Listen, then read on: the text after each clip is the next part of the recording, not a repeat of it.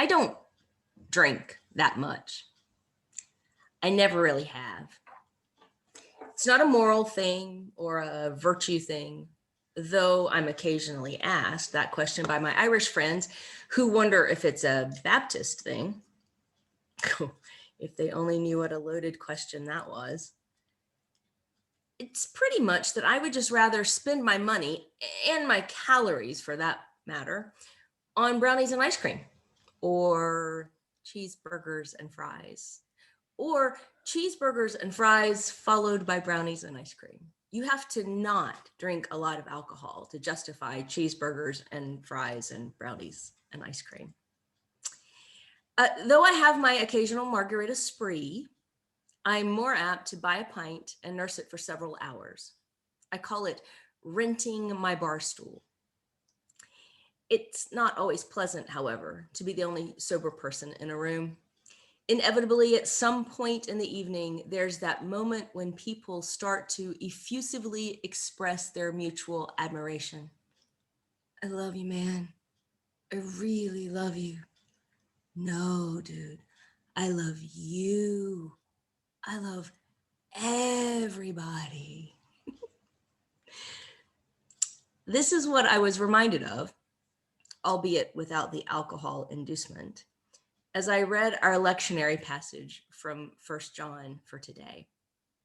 If John's writing had come across my desk as an English teacher, I would very possibly have written in the margin, I suggest you stop redundantly repeating yourself repetitively over and over again. For some reason, my students are not always duly impressed with my sardonic wit. I endeavor to teach my students that repetition is only to be used sparingly, and then when the writer is trying to express emphasis. But that's exactly the case this morning, is it not? John is being particularly emphatic. The word love is used 27 times in these verses. Throw in those two beloveds, and you are just shy of 30 variations of the word love in 15 verses. And not even 15. 3 verses don't mention love at all. That's 29 mentions of love in 12 verses. That's an average of 2.4 mentions of love per verse. This math moment has been brought to you in the spirit of Metro's commitment to diversity, inclusivity, and expansive language. 1 John contains an abundance of love. Last week's lectionary also included a passage from 1 John expounding on love, which led one of this week's commentators to bemoan that he'd already shot his wad on love last week. His unfortunate phraseology notwithstanding, you can kind of understand what he means. People are not always excited about a sermon on love. It's not just that perhaps we think we've heard it all before, but I think perhaps we think we've heard it all before for a variety of reasons. There hasn't been a lot of space for quiet reflection time this week, sermon writing wise. The best I was able to manage for much of the week were sound bites and glimpses of possibilities, especially in the form of little snatches of songs running through my head right as I'd wake up in the morning. Each day, a different song, as if my brain, or possibly my spirit, were singing a soundtrack of love to me as I'd sleep. Fortunately, these songs progressed a bit, theologically speaking, throughout the week. It started with the Beatles. All you need is love, ba-ba-da-da-dum. The next morning, it was Mary Chapin Carpenter. This is love, all it ever was and will be. This is love. One morning, it was the Shaker hymn, More Love, that Carrie and Ari just so beautifully performed for us. But for some strange reason, I couldn't remember the word more.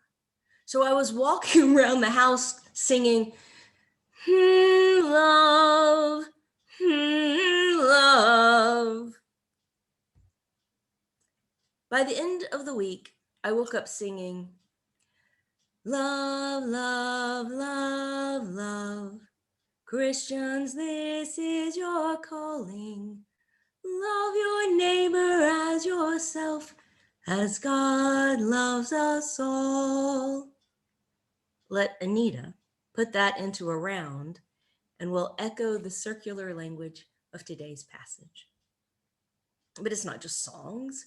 You know as well as I do that there are millions of books, movies, art, memes, theater, posters, theories, teachings, theologies, and philosophies about love.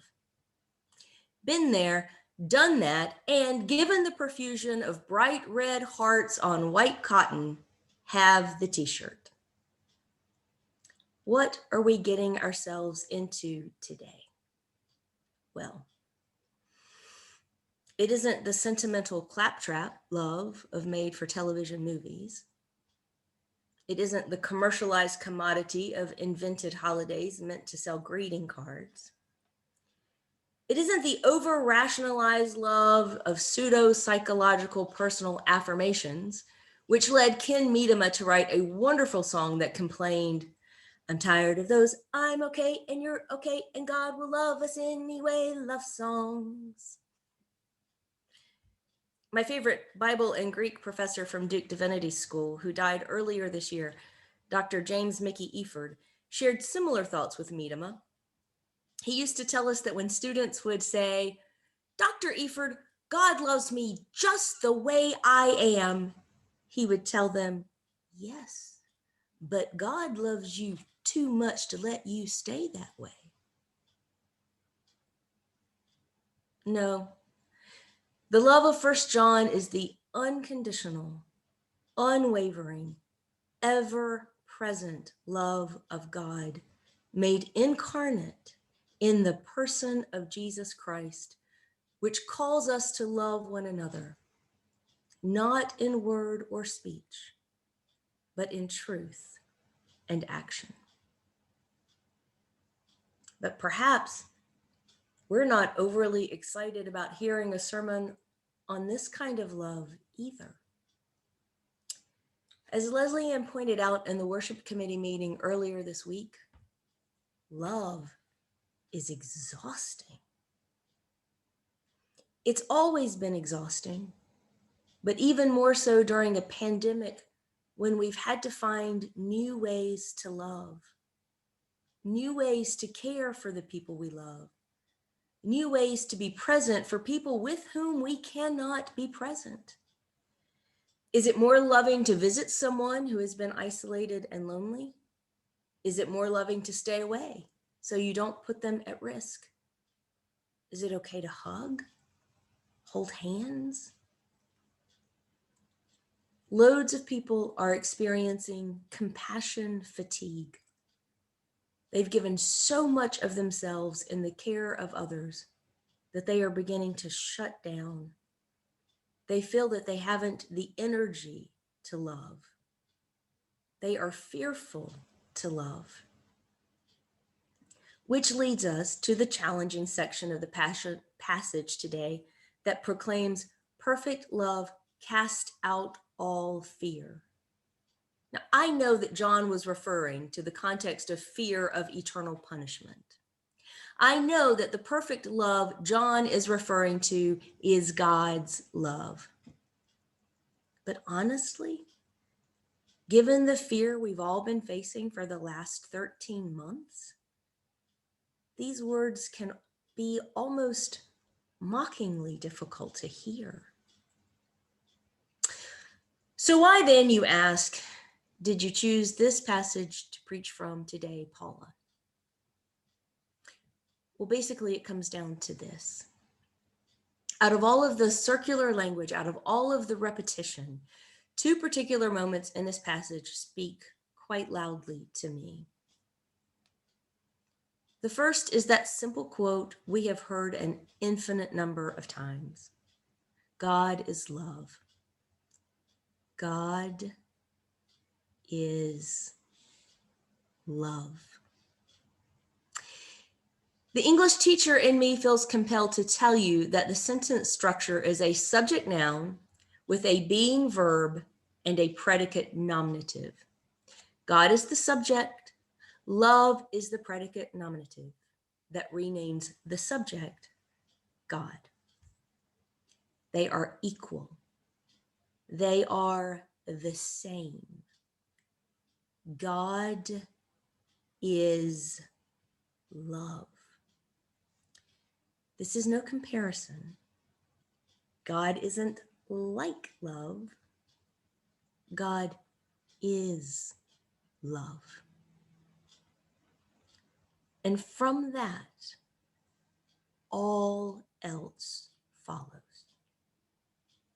God is love, and those who abide in love abide in God, and God abides in them.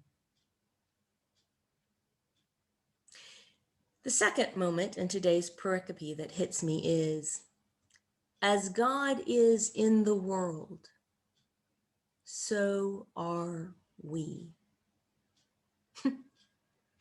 No pressure. Maybe it's just me, but I find that to be more than a little daunting. We are called to be God in the world, which means loving as God loves, which means living as Christ lived, feeding the hungry, healing the sick, giving voice to those who were being silenced, proclaiming justice, calling out those who were abusing power. No pressure. Daunting. Being God in the world means figuring out how to love in truth and action in a pandemic, at a time when people are intentionally hurting each other and harming the earth and taking more than their share and serving only themselves and generally making themselves unlovable. Of course, the writer of Ecclesiastes would remind us that there is nothing new under the sun. It has been this way since the dawn of time. Well, shortly thereafter. Love in action. How does that work in a pandemic? Anybody else feel guilty because they haven't been able to stop by the church and help pack a bag of food or water a plant or make a pot of soup? It's hard enough to figure out how to love the people we love. How do we show love? Correction. How do we love those we haven't met? How do we love those we don't really love? Maybe we start with remembering that love, like resurrection, is a process. It takes practice. It takes community. It takes lifting each other up in prayer and holding one another accountable when we fall short. It takes remembering that we are each a part of the family of God. Each of us created in God's image. Each of us welcome at God's table. I'll be honest, there are people I don't want to share a table with. Annoying people I'd rather not deal with. People who irritate me to my breaking point. People whose choice of language and interaction make me angry. People whose recent actions in the world would actually put me off my food. There are people globally, politically, locally, and personally. I don't want at my table. Which is why communion is so vital. It's not my table. It's not Metro's table. It's not Christianity's table. It's God's table, established by Jesus to show us how to love. It's God's table. Every time we share communion, we are practicing what it means to share God's table. We are enacting what it means to live into the belief that God's kingdom is at hand. We are practicing for that final family feast when all God's children are gathered together. Hard to imagine. Several weeks ago, my friend Nancy sent me a text with a YouTube link and the words, "That'll preach." The link was to the High Woman song, "Crowded Table." Even though it had just won a Grammy, I was unfamiliar with both the group and the song, but Nancy was right. It'll definitely preach. In fact, it preached in my sermon last week at Fourth Universalist, and we're using it here today as our invitation to communion. The message is pretty clear in the title. The song is about having a house with a crowded table. The words that get to me every time are in the bridge. The door is always open. Your picture's on the wall. Everyone's a little broken. And everyone belongs. Yeah, everyone belongs. That's gospel, if I've ever heard it. God's table is crowded. All right, here comes the last English teacher observation of the sermon. God's table is crowded. The irony is that there is room at that table.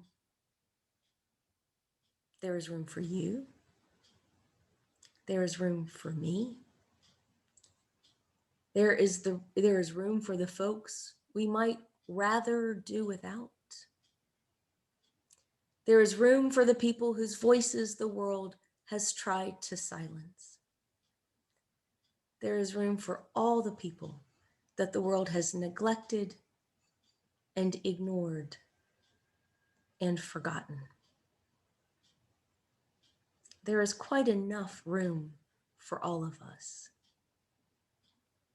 There is quite enough love for all of us.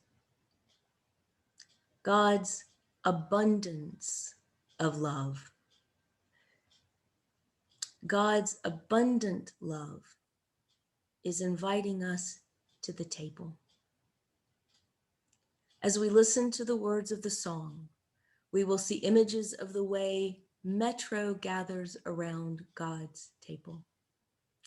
There will be words that invite you to eat and drink, but the invitation is from God.